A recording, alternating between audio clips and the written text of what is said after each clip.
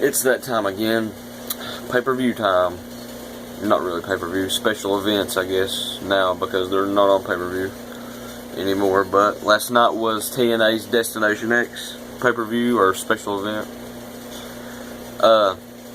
This one will be kind of longer than the previous few that I've done, simply because there's more to talk about for me than in WWE. That's just me, though. So we should get right into it.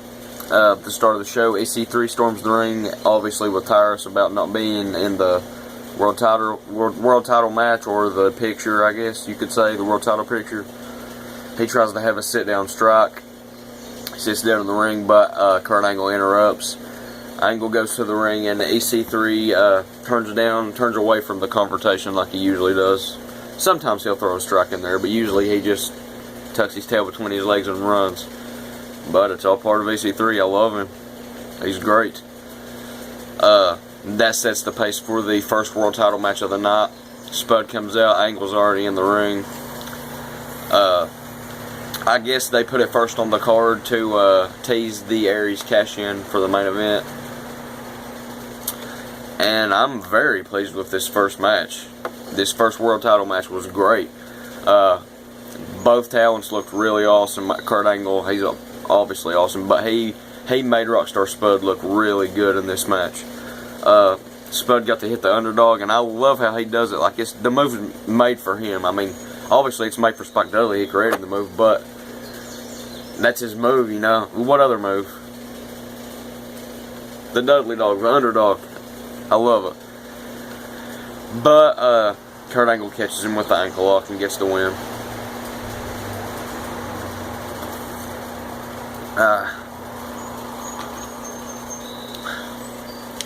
Next segment, Taryn Terrell comes out and cuts a promo on Awesome Kong about her wearing lingerie in the Pillow Fight title match.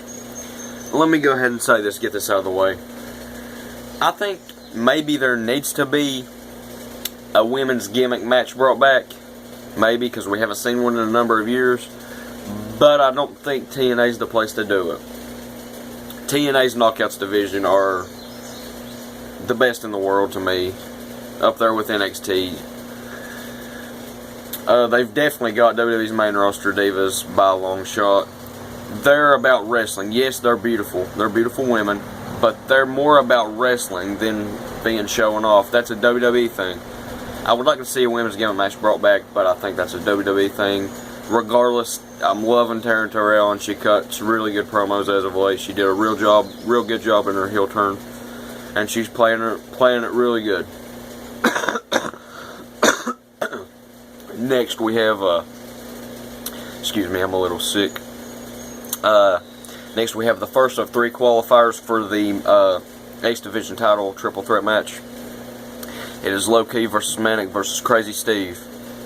Match was okay. I give it a 4 or 5 stars out of 10. Low Key gets the win via the Warrior's Way to Manic, and I'm telling you, I love the Warrior's Way. Low Key does it better than Davey Richards or anybody else. I don't care. He does it awesome. He gets higher. He really does. He gets higher and he just hits him flush. Better than Davey or anybody else.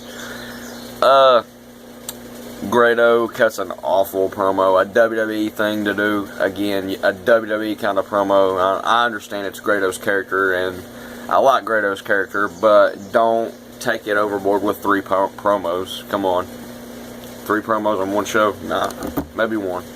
2 at the most.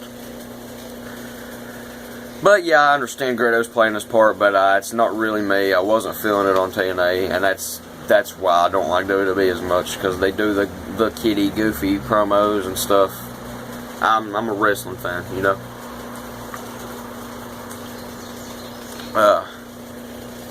The second qualifier in the X Division triple threat title match, DJZ versus Mandrews versus Tigre Uno.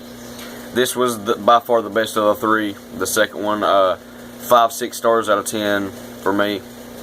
I'm loving Mandrews. He is just phenomenal. He's great. But I would have liked to see DJZ win this match, and I would love to see DJZ they turn him back to just Zima on him, go have a good solo run. He's a definite X-title contender for me, definitely. But in this match, Tigre Uno gets the win with a minor botched Phoenix Splash to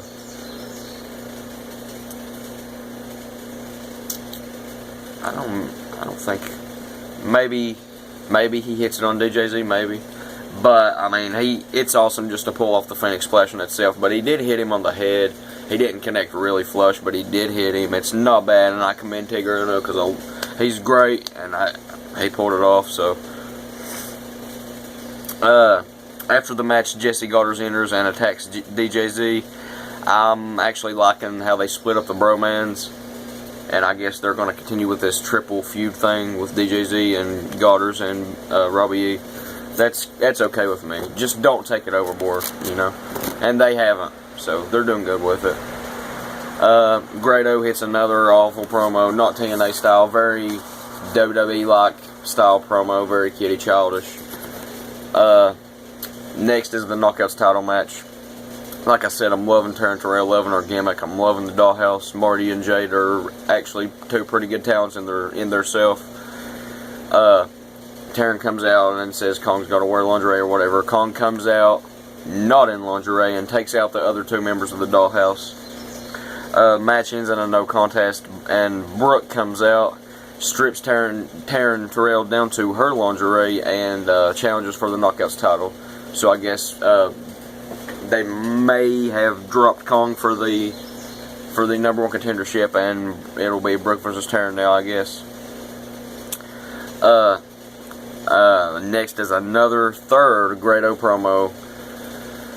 He's trying to cut weight for X Division. Little does he know, JB finally gets his attention, tells him it's not about weight limits, it's about no limits. So the next match, Grado can compete in the X Division versus Cruz and Kenny King.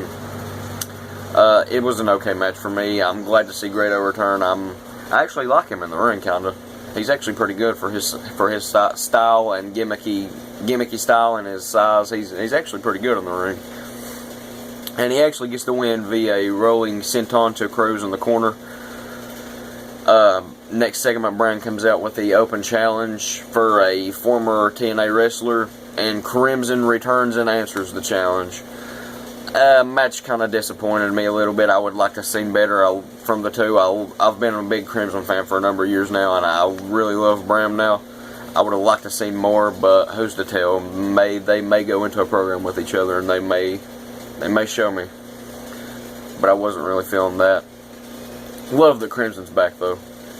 And the next is the main event world title match: Kurt Angle versus Austin Aries. It was just a great match, 7-8 star match, easy. They both look really great. Kurt Angle picks up the win with the ankle lock. Some very fast-paced match, very technical match, very good technical match. A lot of big maneuvers in it. It was just a rock solid good match for me. At the end of the night, EC3 storms to the ring and attacks Angle and kind of proves his point about him being in the title picture. Overall show was about a 7 for me. But I mean, it's TNA. It's always going to be solid. Some nights better than others, but you're always going to get a good show. So it's about a 7 for me. It was a solid pay-per-view. Could have been better. Could have been worse. It was solid. That's my take on it. Keep watching me. Keep watching wrestling. And I made a extra video about it to itself, but I would like to just take a moment and say that I'm saddened to hear about Dusty Rhodes passing today. He's such a big icon in the industry, does so much for the wrestling business. Very sad, and my thoughts are with his family. But I made an extra video on that. You guys should watch it. I tell a little bit more of my thoughts about it. But I'll see you guys. Keep watching wrestling and stay safe.